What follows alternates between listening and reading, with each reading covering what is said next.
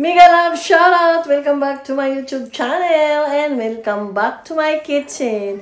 It's been a long time mga kaasam na hindi ako nakapagluto. Kaya today, I want to share to you my craving again.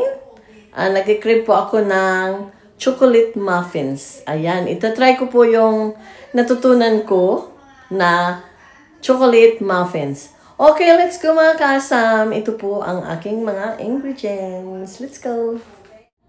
Okay, this is my ingredients or this is our ingredients sa ating chocolate chips muffins. Unang-una mga kasam, ang flour or harina. Ano po ito? 2 and 3/4 na cups. Naka-measure na yan. Tapos, baking soda, 1 teaspoon. And baking powder, 2 teaspoon. Ito na po siya. Naka-measure na po yan.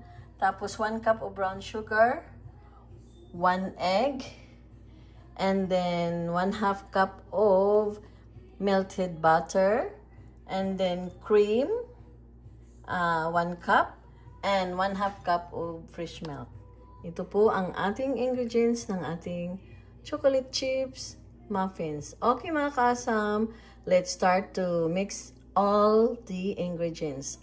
First, i-mix natin lahat itong ating dry na ingredients. Okay, let's go mga kasam. Yan, ito na po yung harina natin mga kasam. Ilagay natin ang ating mga dry ingredients. Unang-una, ang brown sugar. Pwede din naman na gagamit po kayo ng white sugar mga kasam. Kaso lang ako gusto ko lang yung brown sugar kasi para lang sa akin, parang naanuhan ako. Parang mas gusto ko yung tamis ng brown. At saka healthier yata ang brown mga kasam. And then isusunod na natin ang ating baking powder and ang ating baking soda. Ayan. Tilokin. I-mix, mix, mix, mix.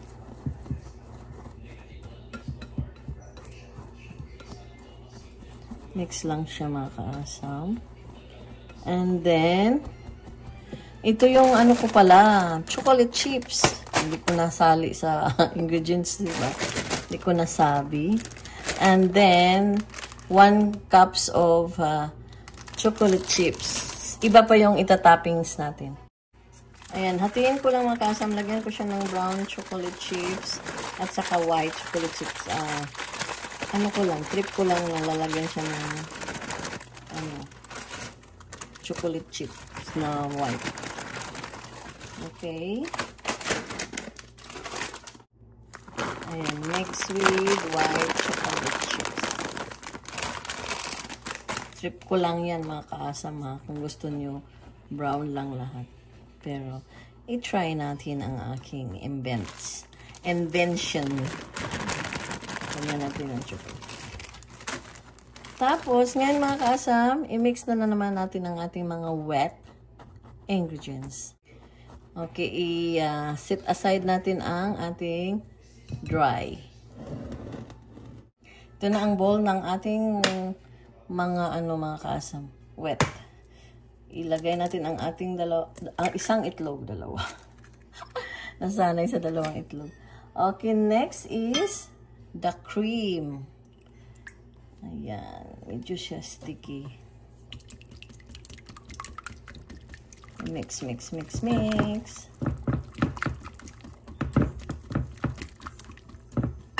And then, hugasan natin ito ng pressed milk. Ang pressed milk na ang susunod mga kasam. Tinadaan ko lang dyan para mahugasan ko ang ayan, at saka 1/2 cup of fresh milk mga kasam. Ayan na. And then, next, mix natin ng mabuti.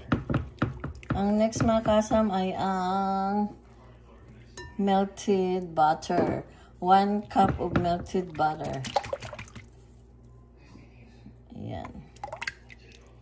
Yan na po. After that, i-mix na natin sa ating wet ang ating dry. Ganun lang po kadali. Diba? Okay, kunin natin ang ating wet. Sandali. Ay, kunin natin ang ating dry ingredients at ihalo na po sila mga kaasam. Okay? Ilalagay natin sila lahat dito sa ating wet. Yan na po.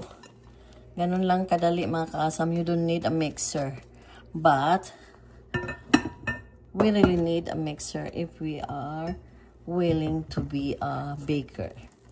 Kaya sabihin na ating mga husband na bibili na ng mixer. Ito na po sila lahat mga kaasam at ihuhulma na after that.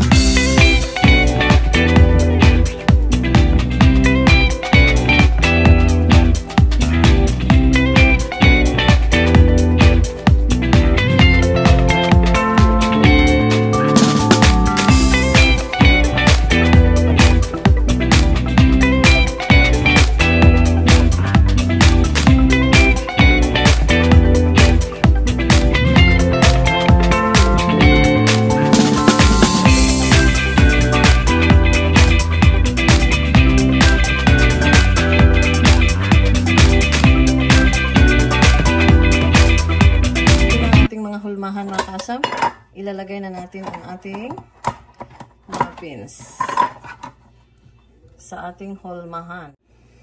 Yan, lalagyan natin siya ng pepper.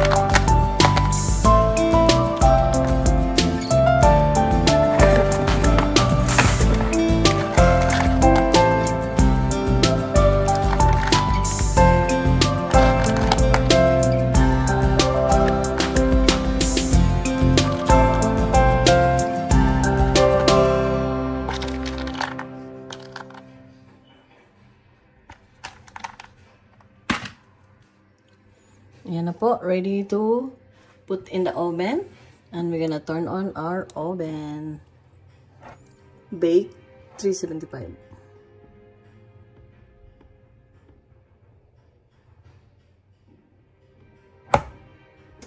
Yan.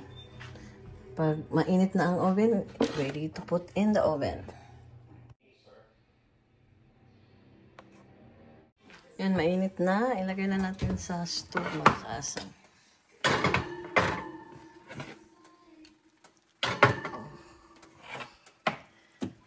Ayan, good luck to me. A few moments later. Na check how is it? Oh, look at that. It's getting better. Tignan nyo mga kaasam. Ano kayang lasa niya? Kaya, 30 minutes more. Yan, itisting natin mga kasam sa isang toothpick. Kung wala nang didikit dyan sa toothpick na yan. So, that means it's cooked. Ayan, cooked na po yan mga kasam. Kaya, it's ready to serve and ready to tikim.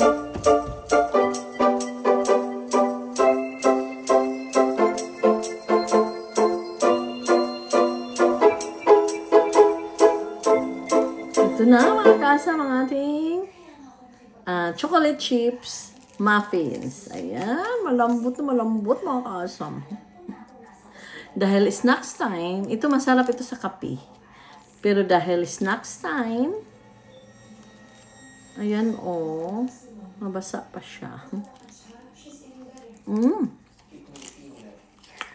Dahil snacks time, juice ang ipapartner natin sa ating muffins. Masarap mga sa amin. Hindi siya masyadong matamis. Kasi, masarap. Sarap ng chocolate. Very good. Mapait-pait kasi ang chocolate kaya hindi siya masyadong matamis.